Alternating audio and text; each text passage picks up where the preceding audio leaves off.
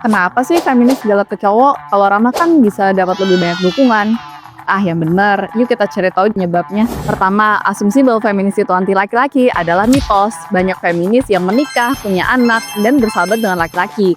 Feminisme bukan tentang benci laki-laki, tapi tentang melawan patriarki, yaitu sistem yang menganggap perempuan lebih rendah dari laki-laki. Untuk melanggengkan sistem ini, patriarki membentuk norma gender yang rigid dan esensialis, yang pada gilirannya selain menindas perempuan juga menjadikan laki-laki sebagai korban norma maskulinitas toksik. Kedua, perempuan tidak hanya ramah, tapi juga tunduk dan patuh pada laki-laki selama 5.000 tahun belakangan, atau sejak berdirinya patriarki saat manusia memasuki era agrikultur.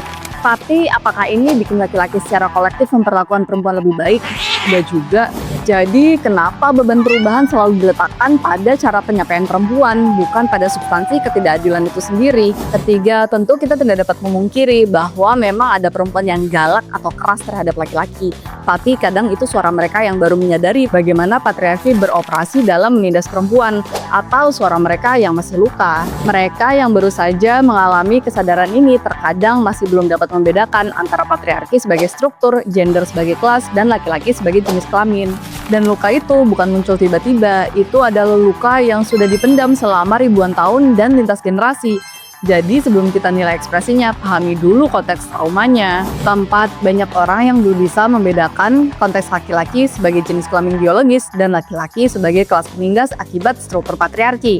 Dan sebagaimana kelas ekonomi, anggota kelas laki-laki ini juga bisa jadi pengkhianat kelas, yakni mereka yang secara sadar menolak privilege patriarki dan memilih memihak pada kesetaraan dan keadilan. Pengkhianatan ini bukan bentuk pengingkaran identitas biologis, melainkan sikap politis untuk membongkar dominasi dan membangun relasi yang setara. Feminisme bukan soal bikin laki-laki nyaman, tapi soal keadilan dan penghancuran sistem yang menindas perempuan.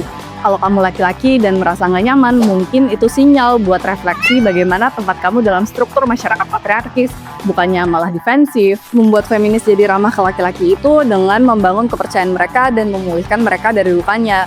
Buktikan bahwa kamu adalah laki-laki yang menghormati perempuan, tidak takut menegur laki-laki di sekitar kamu yang menormalisasi pelecehan dan kultur pemerkosaan, tidak menyalahkan korban kekerasan berbasis gender, mengadvokasi hak-hak ketenagakerjaan perempuan, berpartisipasi aktif dalam melepaskan perempuan dari beban ganda, serta secara aktif melakukan refleksi dan membangun hubungan emosional dengan orang-orang di sekeliling kamu. Yuk komen hal-hal apa saja yang udah kamu lakukan untuk membuat dunia ini sedikit lebih ramah buat perempuan.